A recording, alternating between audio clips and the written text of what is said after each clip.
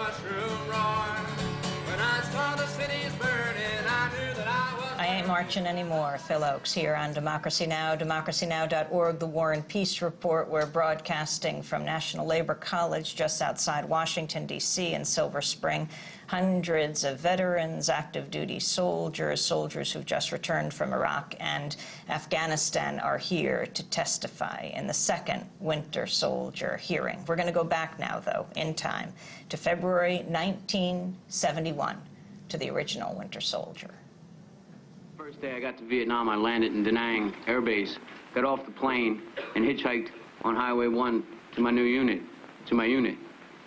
I was picked up by a truckload of grunt Marines with 2 company-grade officers, first lieutenants. We were about 5 miles down the road where there were some Vietnamese children at the gateway of the village, and they gave the old finger gesture at us. It was understandable that they picked us up from the GIs there. They stopped the truck. They didn't stop the truck. They slowed down a little bit, and it was just like response. The guys got up, including the lieutenants, and just blew all the kids away. There was about 5 or 6 kids blown away there, and then the truck just moved, continued down the hill. That was my first day in Vietnam. In Quang Tri City, I had a friend who was he was working with USAID, and one time he asked me would I like to accompany him to watch. He was an advisor with an ARVN group, and he asked me if I would like to accompany him into a village that I was familiar with to see how they act. So I went with them, and they didn't find any enemy, but they found a woman with bandages. So she was questioned by 6 ARVNs, and the way they questioned her was since she had bandages, they shot her. She was hit about 20 times. So after she was questioned, of course dead, this guy come over who was, and knowing him, he was a former major. He was in the service for 20 years, and he got hungry again and came back over working with USAID, Aid International Development. And he went over there and ripped her clothes off and took a knife and cut from her vagina all the way up, well, just about up to her breast, and pulled her organs out, completely out of her cavity, and threw them out. And then he stopped and knelt over and commenced to peel every bit of skin off her body and left her there as a sign for something or other. That was the testimony from Winter Soldier, the hearing in February of 1971. It took place in Detroit. We're joined by David Courtwright right now. He is a Vietnam War veteran, author of the landmark book Soldiers in Revolt, GI Resistance During the Vietnam War, now a professor of peace studies at the University of Notre Dame. Welcome to Democracy Now! Professor Courtwright, tell us about these Winter Soldier hearings, the gory descriptions, the atrocities these soldiers are describing they engaged in themselves. Yeah, this was part of our experience during the GI movement, the resistance movement of the soldiers and veterans in the Vietnam era. And many of us who were part of that experience learned that what we had been told by our leaders was false, it was a lie, and what we saw on the ground was horrible. And our political leaders put the armed forces in a situation that was impossible. It was a criminal situation. The policy itself was a crime. Free fire zones, the bombings, the destruction of villages, that was a common part of the routine of our experience during Vietnam, meant that soldiers were being asked to commit criminal acts. And those of us who were part of that increasingly spoke out. And the original hearing in 1971 was a powerful and dramatic event when more than 100, 150 veterans came and gave testimony. I was still in the Army at the time. I didn't participate, but I was stationed at Fort Bliss, Texas. And a couple months later, we had our own war crimes hearing among active duty soldiers and recent veterans at Fort Bliss. And we had more than a dozen come forward and talk about what had happened. One fellow had been a tail gunner in a helicopter, and he was particularly irate about the fact that Lieutenant Calley had been indicted for being involved with the My Lai massacre. And this soldier said, if Calley was guilty, I was guilty, because what I was told to do was to fly over territory and shoot anything that moved. So if there was a farmer out there with a water buffalo, we shot him. I was asked to do criminal acts while I was in Vietnam, and the whole policy was criminal. So it was a powerful but important testimony that our soldiers gave about the nature of this war, trying to wake up our country to the nature of this kind of policy. What effect did the Winter Soldier hearing have? We know about it in 2004 because John Kerry ran for president, and he had attended, though not testified, at the Winter Soldier hearing in Detroit. Well, I think the voice of the Vietnam veterans was critical to trying to change public opinion. We found later on that the Nixon administration was extremely upset about the VVAW, the Vietnam Veterans Against the War. The whole spy operation that became Watergate was in part motivated by an attempt to undermine the voice and the legitimacy of the veterans. But we spoke with real authority. We were there on the ground. We could tell the truth to the American people about what was going on.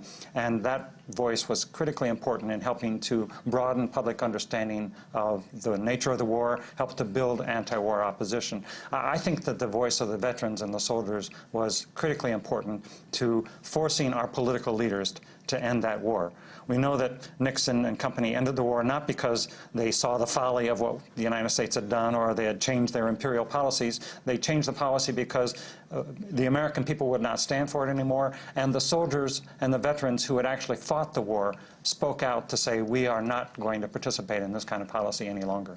When did the tide turn for soldiers? When was the voice, when did it become the loudest in the Vietnam War? Well, if you look at the history of the GI movement, it really began to take off in 1968. And I think it was the whole Tet experience. And when we had been told that there was going to be progress, we were achieving the light at the end of the tunnel in Vietnam, and then along came Tet. The worst year of the war was 1968. Tet was the uprising, the offensive of the Vietnamese resistance to the United States in late January, early February 1968. Massive attack all across South Vietnam. It put the lie to what the administration had said about how we're winning this war. And it was the worst period for the American military. At one point, there were as many as 500 American soldiers dying every week in combat in Vietnam during this period right after Tet in the first half of '68. So it was the worst period, and it really brought forward to all of us the lie that we had been told, and we saw the experience. So the GI movement really took off in '68 in the Army and the Marine Corps in particular. And then later on in '69 and '70, when the government shifted to an intensified air war, then we saw growing resistance in the Navy and in the Air Force. So from the period '68 to '72, there was a very widespread opposition movement in the military, in bases all over the world, in ships and aircraft carriers. It was really a very widespread phenomenon. David Courtwright, the significance of what's happening today, Winter Soldier 2, I guess you could say. We're seeing a similar experience. The soldiers and veterans who've been there to Iraq and Afghanistan can see the lie of what we've been told. They're starting to speak out. They're acting again as the conscience of our nation, trying to alert our citizens that this war, these wars, are wrong, and that we need a different policy. We have to get out of Iraq and Afghanistan. And more fundamentally, we need to end this whole imperial war system that we have in America. We thought we had learned the lesson 35 years ago about Vietnam, but our leaders have dragged us again into another series of unjust, illegal wars, and the veterans are saying we have to stop this way of doing business. David Courtwright, thanks for joining us now. Professor of Peace Studies at University of Notre Dame, Vietnam-era soldier, author of the landmark book Soldiers in Revolt, GI Resistance During the Vietnam War. This is Democracy Now!, democracynow.org, the War and Peace Report. We're going to go to Congressman Kucinich to get the latest on the secret congressional session that was held last night for the 6th time in history. But first, we're going to go back to the first Winter Soldier. Calling in of artillery for games, the way it was worked would be the mortar forward observers would call in, or we'd pick out certain houses in villages, friendly villages. And the mortar forward observers would call in mortars until they destroyed that house. And then the artillery forward observer would call in artillery until he destroyed another house. And whoever used the least amount of artillery, they won. And then when we got back, someone would have to buy someone else beers.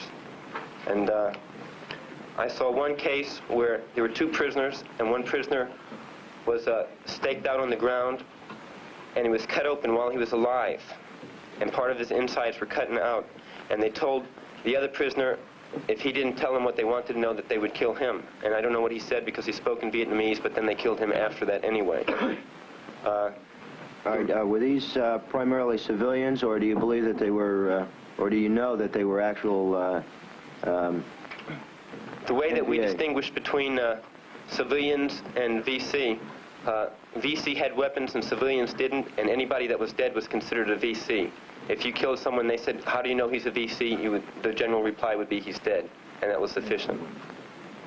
The cutting off of heads on Operation Stone, there was a lieutenant colonel there, and 2 people had their heads cut off and put on stakes and stuck in the middle of the field.